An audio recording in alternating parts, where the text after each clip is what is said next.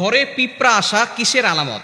আমাদের অনেকের ঘরে পিঁপড়া আসে, আবার পিঁপড়া চলেও যায়, কিন্তু যখন পিঁপড়া আসে তখন আমরা একেবারে অসহ্য হয়ে যাই এবং অনেকভাবে পিঁপড়াকে আমরা দুনিয়া থেকে বিদায় করে দেই। অনেকে গরম পানি ঢেলে দিয়ে পিঁপড়াকে মেরে ফেলে, অনেকে বিভিন্ন মেডিসিন দিয়ে পিঁপড়াকে মেরে ফেলে। এই ঘরের ভিতরে পিঁপড়া আসা কিসের আলামত?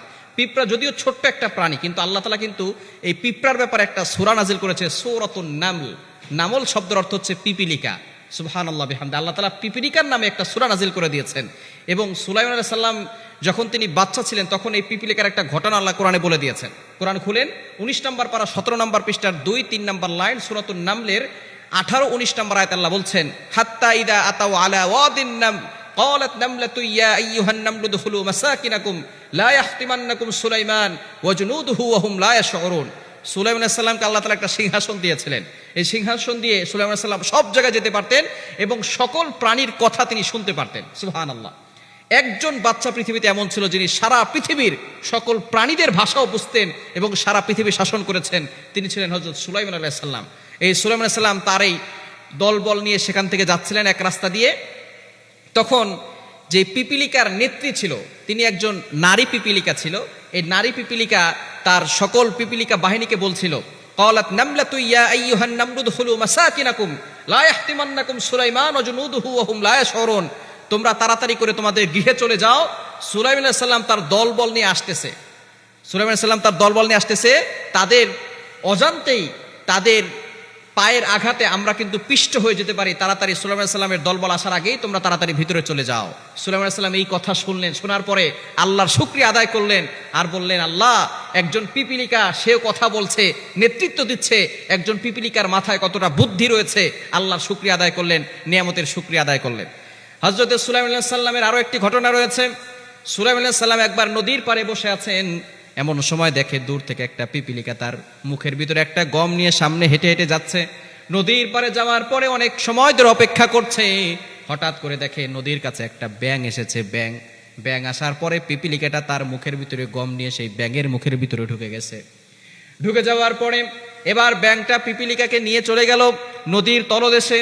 যাওয়ার পরে সুলাইমান আলাইহিস সালাম মনে মনে চিন্তা করলো, হয়তো ব্যাঙটা পিপিলিকা খেয়ে ফেলেছে। কিন্তু কিছুক্ষণ পরে দেখে সেই ব্যাঙটা আবার উঠে এসেছে। উঠে আসার পরে এবার দেখে সেই ব্যাঙটা তার মুখ থেকে পিপিলিকাকে বের করে দিয়েছে, তার মুখে আর গম নাই। সাথে সাথে সুলাইমান আলাইহিস সালাম অবাক হয়ে গেল, দেখলাম তার মুখে গম আছে। আবার ব্যাঙের পেটের ভিতরে ঢুকে গেছে, মুখের ভিতরে ঢুকলো। আবার দেখলাম ব্যাঙ কিছুক্ষণ পরে আবার সেই পিপিলিকাকে নামিয়ে দিল। এর কাহিনী কি? সরাসরি সুলাইমান আলাইহিস সালাম সেই পিপিলিকাকে জিজ্ঞেস করলো, পিঁপড়া, তুমি দেখলাম একটা গম নিয়ে গেলে, আমি মনে করেছি তোমাকে ব্যাঙ খেয়ে ফেলেছে, কিন্তু তোমাকে তো খায় নাই, তুমি সেই গম কি করেছো? এবার পিপিলিকা জবাব দিচ্ছে, আল্লাহর পয়গম্বর, আমাকে আল্লাহ তাআলা একটা দায়িত্ব দিয়েছেন। এই নদীর তলদেশে একটা পাথর আছে, সেই পাথরের নিচে একটা পোকা আছে, সেই পোকাটা হচ্ছে অন্ধ। আল্লাহ পাক রব্বুল আলামিন আমাকে অর্ডার দিয়েছে 3 বেলা তার জন্য আমি একটা গম করে নিয়ে যাব, এবং আমাকে সাহায্য করার জন্য আল্লাহ তাআলা ব্যাঙকে পাঠিয়েছেন। সেই ব্যাঙ আমাকে নিয়ে যাচ্ছে এবং আমরা 2 জনে মিলে তার জন্য খাবার, সেই গমটা তার জন্য এক বেলার খাবার দিয়ে আসি। সুবহানাল্লাহ বিহামদি। সুতরাং যারা আল্লাহর উপরে ভরসা করে, সে যদি অন্ধ হয়, আল্লাহ তাআলা তার খোঁজ খবর রাখেন। রিজিক নিয়ে টেনশন করছেন, রিজিক নিয়ে টেনশন করবেন না। এই ছোট্ট পিপিলিকার মাধ্যমে আল্লাহ তাআলা একটা গম দিয়ে অন্য একটা প্রাণীর রিজিকের ব্যবস্থা করতেছেন সমুদ্রের তলদেশে। সুতরাং আল্লাহ তাআলা যদি সেই প্রাণীকে খাওয়াতে পারেন, আমাকে আপনাকে আল্লাহ খাওয়াতে পারেন না? এজন্য আল্লাহর উপরে ভরসা রাখবেন। আল্লাহ নিজে বলছেন সূরাতুত তালাকের 2-3 নম্বর আয়াতে, ওয়া মান ইয়াত্তাকিল্লাহা ইয়াজআল লাহু মাখরাজা ওয়া ইয়ারযুকহু মিন হাইথু লা ইয়াহতাসিব। যারা আল্লাহর উপর ভয় রাখবে, আল্লাহর তাওয়াক্কুল এবং আল্লাহর ভয় অন্তরে ফিট করবে, তাদের জন্য আল্লাহ তাআলা রিজিকের ব্যবস্থা করে দিবেন। সুতরাং এই পিপিলিকা হচ্ছে, যেই ঘরে যায় সেই ঘরে খাদ্য থাকে। এই জন্যই পিপিলিকা আসে, খাদ্য খাওয়ার পরে তারা চলে যায়। এই জন্য যেই ঘরে খাদ্য থাকে, পিপিলিকা আসা মানে হচ্ছে ওই ঘরের ভিতরে আল্লাহ পাক রব্বুল আলামিন বরকত দিবেন এবং আল্লাহ পাক রব্বুল আলামিন সেই ঘরকে ধনী বানাবেন, ঘরের মানুষকে ধনী বানাবেন। এই জন্য পিপিলিকা ওই ঘরের ভিতরে আসে। পিপিলিকা আসা এটা বরকতের লক্ষণ, এটা কিন্তু খারাপ লক্ষণ নয়। বরকত নিয়ে পিপিলিকা আসে। এই পিঁপড়াকে যদি আপনাকে ক্ষতি করে তাহলে আপনি মারতে পারবেন, যদি ক্ষতি না করে তাহলে পিপিলিকাকে আঘাত করবেন না। এটাও আল্লাহর প্রাণী। আল্লাহর কোনো প্রাণীকে ক্ষতি যদি না করে তাহলে আপনি আক্রমণ করবেন না।